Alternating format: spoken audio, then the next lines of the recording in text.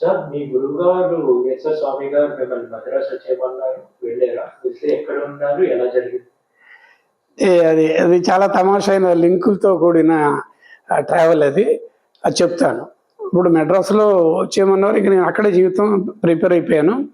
అయితే స్టే గురించి కొంచెం వెనక ముందు అయింది. ఏంటంటే మరి సిటీ కదా! Cosmopolitan city. మరి గబుక్కున ఏంటనుకున్నప్పుడు నాకు కాలేజీలో ఉన్న ఒక ఫ్రెండు ఒక మంచి హెల్ప్ చేశాడు. ఎందుకు అంటే అతని ఫ్రెండు మెడ్రాస్‌లో ఆల్రెడీ సినిమా ఫీల్డ్‌లో ఉన్నాడు. నాకు హెల్ప్ చేసిన ఫ్రెండ్ పేరు కోనేరు రాజేంద్ర ప్రసాద్. మేము నాని బాగా మా కాలేజీలో అందరికీ బాగా పరిచయం కూడా అతను. జంధ్యాల, వీరభద్రరావు, అశ్విని దత్తు వీళ్ళందరికీ మాకందరికీ తెలిసిన కుర్రాడే. నాకంటే 2 సంవత్సరాలు జూనియర్ కాలేజీలో. బట్ నాకు బాగా అటాచ్మెంట్, క్లోజ్ అనమాట. అతను ఏం చేశాడంటే, నేను నాని ఇలాగా ఉందయ్యా, మెడ్రాస్లో వెళ్ళి ఉండాలి, ఎక్కడ ఉండాలి ఏంటో నాన్నగారు ఒక పక్క ట్రై చేస్తున్నారు. నువ్వు నీ ఫ్రెండ్ ఎవరో ఉన్నాడన్నావు కదా, మెడ్రాస్లో ఇండస్ట్రీలో ఉన్నాడు కదా అంటే, నీకెందుకు నాకు వదిలేసి అని చెప్పి అతనితో మాట్లాడి ట్రంకాల్లో మాట్లాడేసి, రఘు నువ్వు వెళ్ళిపో, స్ట్రైట్ అడ్రస్కి వెళ్ళిపో, అతను నన్నెంత ఎలా చూస్తాడో అలా చూస్తాడు. అతని పేరు పాలడుగు రామకృష్ణ. కోనేరు ప్రసాదు, నేను చెప్పిన కేఆర్ ప్రసాదు, పాలడుగు రామకృష్ణ వీళ్ళందరూ నిడవనూరు అవతల ఒక ప్లేస్లో ఒకే స్ట్రీట్లో ఉండేవాళ్ళు అనమాట.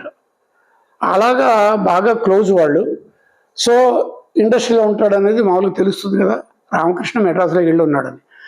ఈ పాలడుగు రామకృష్ణ అనే అతను ఆ రోజుల్లో రవీంద్ర ఆర్ట్ పిక్చర్స్ అని చాలా సక్సెస్ఫుల్ బ్యానర్ ఉండేది. తమ్మారెడ్డి కృష్ణమూర్తి గారు ప్రొడ్యూసర్ గారి పేరు. వాళ్ళకి 2 పిల్లలు.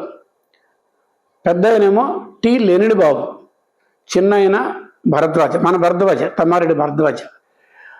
ఆ టి లెనిడి బాబు దగ్గర ఒక సినిమా షూటింగ్ జరుగుతుంది. నేను వెళ్ళే టైంకి ఆ ట్రాక్ జరుగుతుంది. అదేంటంటే అమ్మా నాన్న, కృష్ణరాజు గారు, ప్రభ, రోహిణి చిన్నపిల్ల వాళ్ళ మీద ఆ సినిమా. నాకు అంతవరకు తెలుసు. అక్కడ ఇతను అసోసియేట్ డైరెక్టర్గా ఉన్నాడు. ఎస్ఎస్ రవిచంద్ర ఆయన కో డైరెక్టర్. ఇలాగ ఉన్న రోజుల్లో నేను అక్కడికి వెళ్ళాను. ఎక్కడంటే లొకేషను టీ నగర్లో వాణిమాల్ అనేది ఒకటి ఉంది, చాలా ఫేమస్. వాణిమాల్ అంటే తెలియని వాళ్ళు ఉండరు. వాణిమాల్ కొంచెం యువతలకు వస్తే విజయ రాఘవ రోడ్డు ఇప్పుడు కూడా ఉంది, అయితే మారిపోయింది, షేపులు మారిపోయినాయి. అప్పుడు ఎల్లో బోర్డు, ఇప్పుడు బ్లూ బోర్డులు వచ్చేసినాన్ని. అది సరౌండింగ్స్ కూడా మారిపోయింది. ఈ మధ్య నేను అన్ని వీడియోలని కవర్ చేసుకొచ్చాను. విజయ రాఘవాచారి రోడ్డు అంటారు, విజయ రాఘవ రోడ్డు అని కూడా అంటారు.